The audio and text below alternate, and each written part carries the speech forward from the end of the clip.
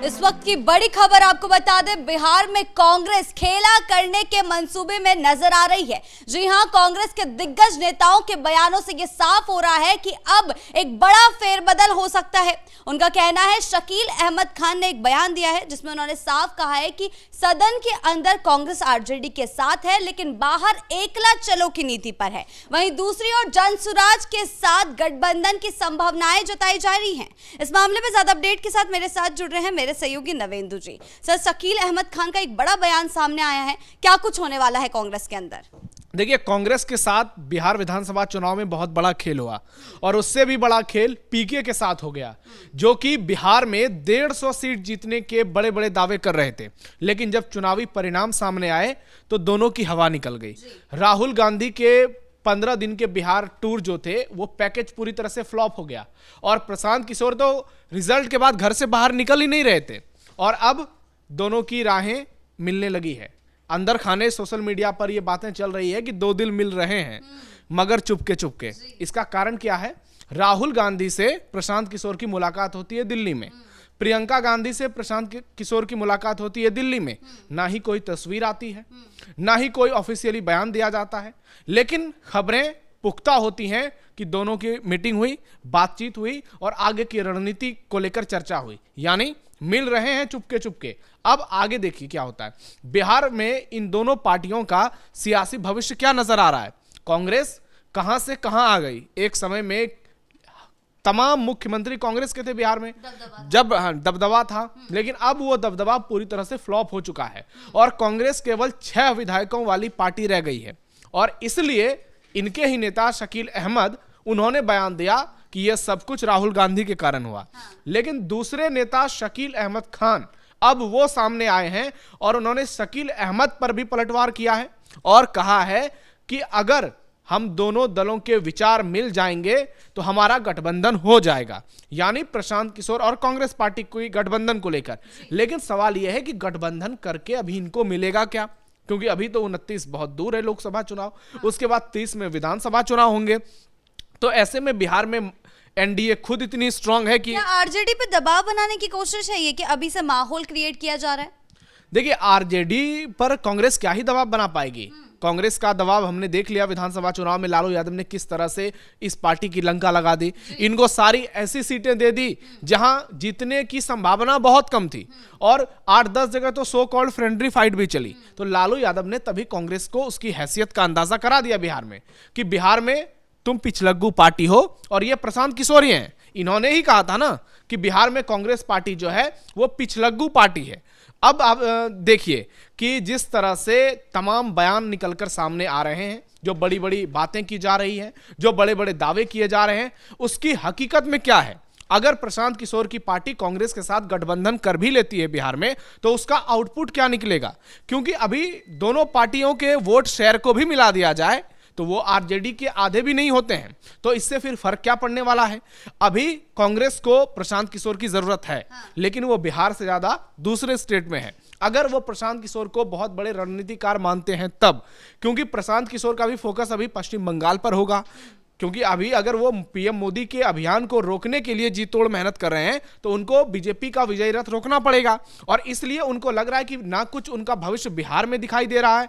और आने वाले समय में अगर पैन इंडिया अपनी इमेज को बरकरार रखना है, क्योंकि वो प्लान बी को लेकर भी चल रहे होंगे, राजनीति में सफल नहीं हो पाए हैं, आगे हो पाएंगे इस बात की गारंटी कौन लेगा। लेकिन इसके बाद फिर आगे क्या होगा? उन्होंने जो बड़ी बड़ी पार्टियों को जीत दिलाने के जो बड़े बड़े दावे किए हैं, क्या आगे चलकर वो दावे फिर से हकीकत में बदल पाएंगे? क्या दूसरी पॉलिटिकल पार्टियां उनके साथ सहयोग लेंगी? ये एक बड़ा सवाल रहेगा। शकील अहमद खान का बयान ऐसे वक्त पर आया है जब आप देख लीजिए कि बिहार में एनडीए प्रचंड जीत दर्ज करके आई है और एनडीए के पास 200 से ज्यादा अपने विधायक हैं। तो ऐसे में अब राज्यसभा चुनाव नजदीक है, 5 सीटों पर राज्यसभा चुनाव को लेकर वोटिंग होगी। उसमें भी कांग्रेस का कुछ नहीं होने वाला है, क्योंकि जो नंबर्स हैं वो पूरी तरह से एनडीए के पक्ष में हैं और 4 तो तय है कि 4 सीट पर एनडीए की जीत होगी। अब 1 सीट के लिए मारामारी होगी आरजेडी और बीजेपी में। आरजेडी कोशिश करेगी कि उसके 25 विधायक हैं, 6 कांग्रेस के साथ आ जाएंगे, ओवैसी के साथ आएंगे, इधर उधर करके किसी तरह आंकड़ा 41 हो जाए, लेकिन वो संभव होता हुआ नजर नहीं आ रहा है। तो ऐसे में क्या अब दूसरा विकल्प क्या है? तो प्रशांत किशोर ना नैरेटिव बिल्ड कर पाए, ना ही जनाधार बिल्ड कर पाए, कई लोग दावे कर रहे थे कि प्रशांत किशोर को बिहार में 10% वोट शेयर आएगा, इतनी सीटें आएगी, लेकिन हम इकलौता चैनल थे पूरे मीडिया इंडस्ट्री में जो हम कह रहे थे कि प्रशांत किशोर की लंका लग जाएगी। और मैंने कई बार अपने प्रोग्राम्स में कहा था कि प्रशांत किशोर को एक भी सीटें नहीं मिलेगी, और हुआ बिल्कुल भी वही। तो ऐसे में अब प्रशांत किशोर के पास जब कोई ऑप्शन नहीं बचा है, तब वो पर्दे के पीछे मिलकर कांग्रेस के साथ खेला करने की कोशिश कर रहे हैं। लेकिन कहीं ऐसा ना हो कि कांग्रेस पार्टी में प्रशांत किशोर का विलय हो जाए, जन स्वराज का विलय हो जाए। हालांकि उनके सोशल मीडिया पोस्ट को आप देखिए, उनके नेताओं के बयान सुनिए, खुद प्रशांत किशोर के बयान सुनिए, तो ये लगता है कि प्रशांत किशोर अपने राजनीतिक दल को सक्रिय रखना चाहते हैं।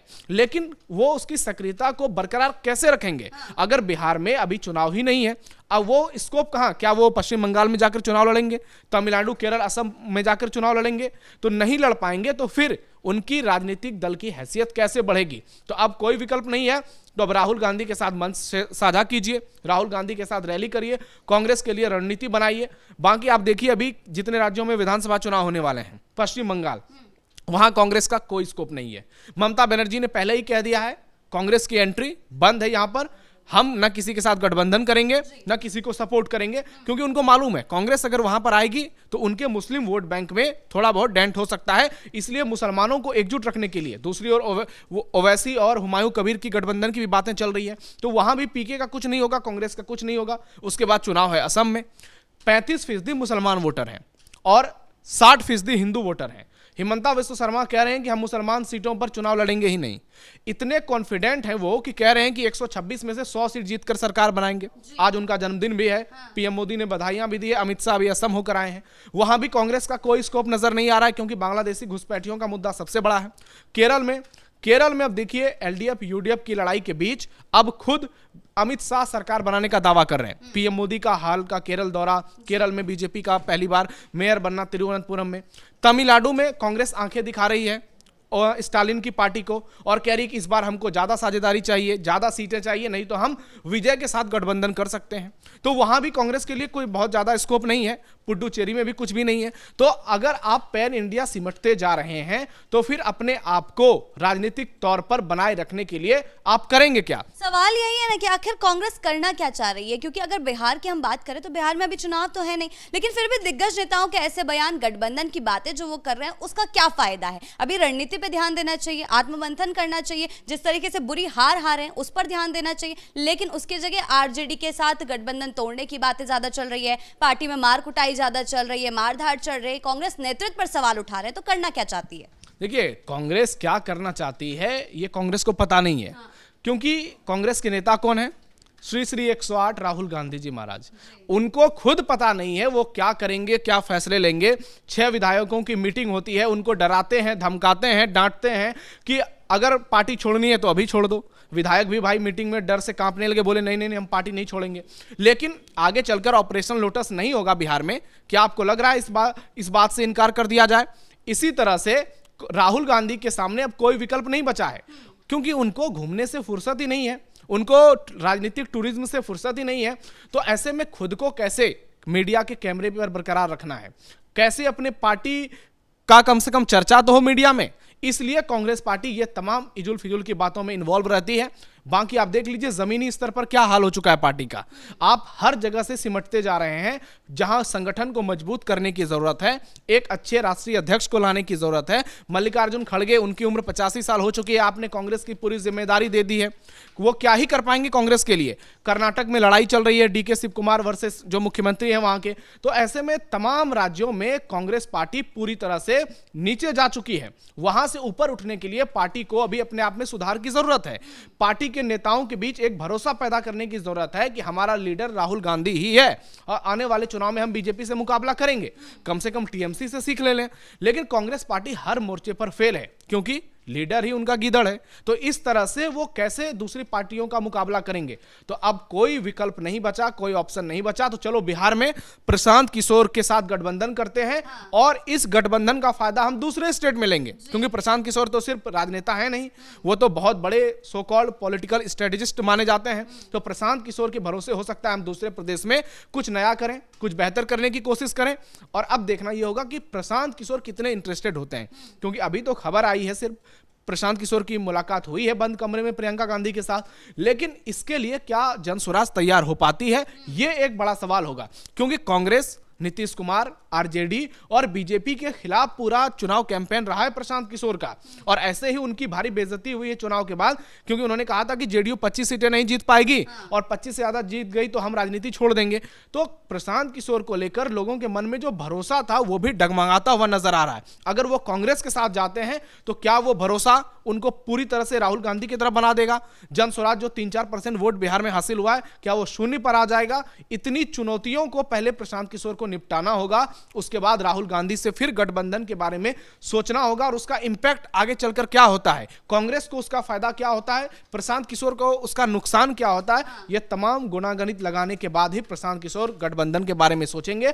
कांग्रेस का यह बयान बताता है कि कांग्रेस पार्टी पूरी तरह से डरी हुई है, उत्साह की कमी है और इसलिए उसको लग रहा है कि डूबता को तिनका का सहारा मिल जाए। इसलिए चलो अब कहीं नहीं कोई जुगाड़ बन रहा है तो प्रशांत किशोर के चरणों में गिरते हैं और प्रशांत किशोर से कहते हैं कि कुछ प्रदेश में आप हमारी थोड़ी मदद कर दो जो हम कम से कम अपनी इज्जत बचा सकें। और इसलिए शकील अहमद खान जैसे नेताओं का बयान सामने आता है। हालांकि दो शकील अहमद हैं और दोनों एक पर एक हैं, तो अब देखना यह होगा कि बिहार में क्या ये दोनों एक हो पाते हैं, क्योंकि एक राहुल गांधी को भारत का सबसे बड़ा नेता बताने में लगे हुए हैं और दूसरे राहुल गांधी को डरपोक, निकम्मा, नकारा बता रहे हैं। तो अब देखिए, अपनी चुनौतियों से पहले निपटिए, अपने विधायकों को टूटने से बचाइए, फिर गठबंधन की बातें कीजिएगा, क्योंकि चुनाव तो अभी बहुत दूर है। बहुत बहुत धन्यवाद आपका इन तमाम जानकारियों के लिए। तो कुल मिलाकर महागठबंधन में टूट तो वैसे ही पड़ी हुई थी, लेकिन कांग्रेस के दिग्गज नेताओं के बयान इस टूट को और भी उभर कर सामने दिखा रहे हैं। वहीं दूसरी ओर गठबंधन की बातें, जनसुराज के साथ जो बयान सामने आ रहे हैं वो भी कांग्रेस की रणनीति को दिखा रहे हैं कि अभी भी कांग्रेस